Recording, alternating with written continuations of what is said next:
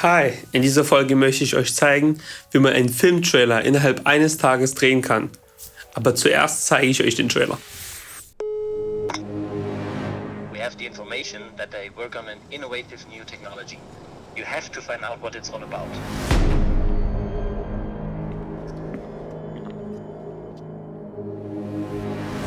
Estimates how much we can recover from the metals and these particles. There's a lot of valuable metals like gold, silver, copper, and all these can be recycled.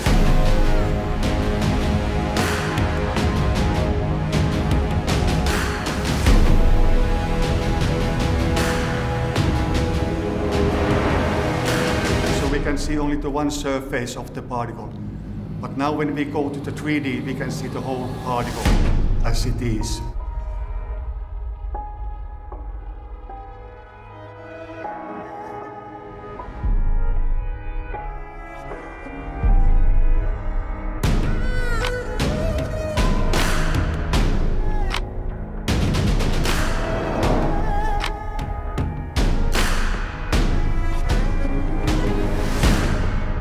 This is how we do it.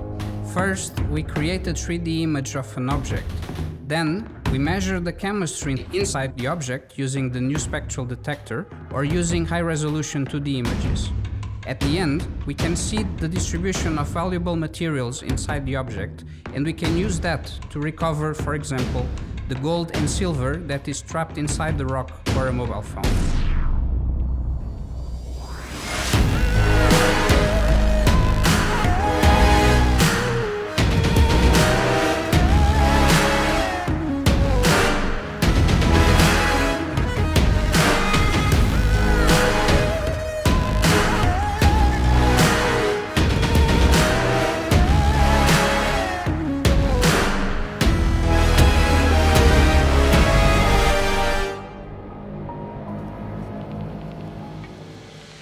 Ungefähr 50 bis 100 Trailer angeschaut, die besten Momente rausgeschnitten, wo ich dachte, die passen am besten ins Konzept oder in unsere Idee, und habe diese dann aneinandergereiht und wieder einen neuen Trailer zusammengeschnitten. Dann gleich auch mit der Musik, mit der finalen Musik, die ich im Vorfeld gefunden habe, was natürlich auch schon ermöglicht hat, einzugrenzen, wie lange ist ein Shot. Ich zeige euch mal Side by Side den Entwurfstrailer und den finalen Trailer, und ihr werdet sehen, dass da nicht viel Unterschied ist. Grundlegend wollte ich eine geheimnisvolle Stimmung erzeugen und entschied mich für einen Dreh bei Nacht. Wie man hier sieht, führt es zum nächsten logischen Schritt, die Einführung einer Taschenlampe. Ursprünglich wollte ich noch etwas Haze einlassen, damit man die Lichtstrahlen besser sehen kann. Das ging aber wegen den Rauchmeldern nicht. Die Monologe der Wissenschaftler wurden unabhängig gedreht und vor Ort in die Fernseher eingespielt. Die Überwachungskamera ist eine Attrappe, die wir davor gekauft hatten. Der Gegenschuss wurde mit einer GoPro aufgenommen.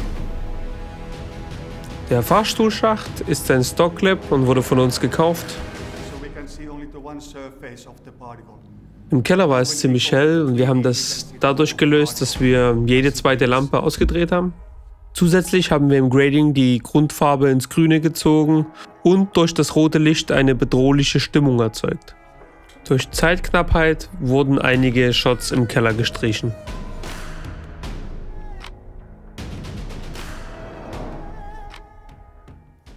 Location-Besichtigung hatten wir eine Woche davor gemacht.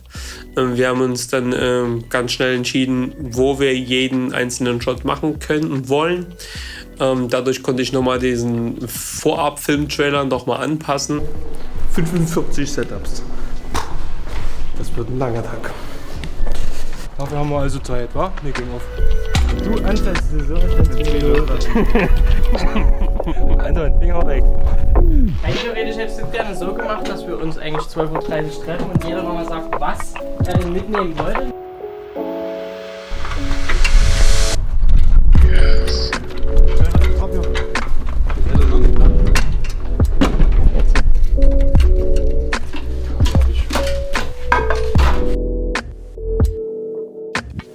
Angekommen gegen 15 Uhr und hatten jetzt 2 Stunden Zeit, alles auszuladen und das erste Setup vorzubauen. Und das war auch am meisten Vorbau nötig. Es war nämlich dieser Raum mit dem Fernseher. Ist ja gerade irgendwie so ein kleiner Hype mit den alten analogen Fernseher. Um 17 Uhr haben wir angefangen zu drehen. Um 3 Uhr nachts waren wir fertig. Das zack, zack, zack, von einem Bild zum nächsten. 15 Minuten Vorbauzeit für das Licht und Kamera. Und dann nochmal 10 Minuten für die Takes, nochmal zum Schießen. In 15 Minuten Vorbereitungszeit habe ich mich natürlich auch gleichzeitig mit den Schauspielern über das Blogging unterhalten. Trocken nochmal alles abgelaufen, haben diese Takes gemacht, ohne zu drehen. Also, es gab keine Coverage. Einige Shots mussten wir vor Ort streichen, weil die Zeit einfach knapp wurde. Bei einigen Shots sind wir viel schneller vorangekommen als gedacht und konnten ein bisschen Zeit gewinnen. Unser Crew bestand aus 6 Personen. Kameramann, Aufnahmeleiter, Kameraassistent, Beleuchter, jemand von den Kunden war da und ich sind 6 Mann. Zusätzlich hatten wir noch 2 Schauspieler. Man braucht nicht unbedingt 6 Mann, um so einen Trailer herzustellen. Man kann das auch alleine machen. Nur würde es alleine länger dauern. Licht bauen, die Kamera bedienen, die Einweisungen geben. Zum Beispiel Robert Rodriguez, der einen ganzen Spielfilm selbst gedreht hat mit $8.000 damals. Und die 8.000 € waren eigentlich auch nur dafür da, um die Filmrollen zu entwickeln und zu schneiden. Was heutzutage ja gar nicht mehr notwendig ist, da man ja digital aufzeichnet. Wenn ihr noch irgendwelche Fragen habt, könnt ihr diese gerne unten in den Kommentaren stellen. Und ich versuche, die so gut wie möglich zu beantworten. Ich freue mich auf die nächsten Folgen. Abonniert den Kanal und wir sehen uns beim nächsten Mal. Ciao.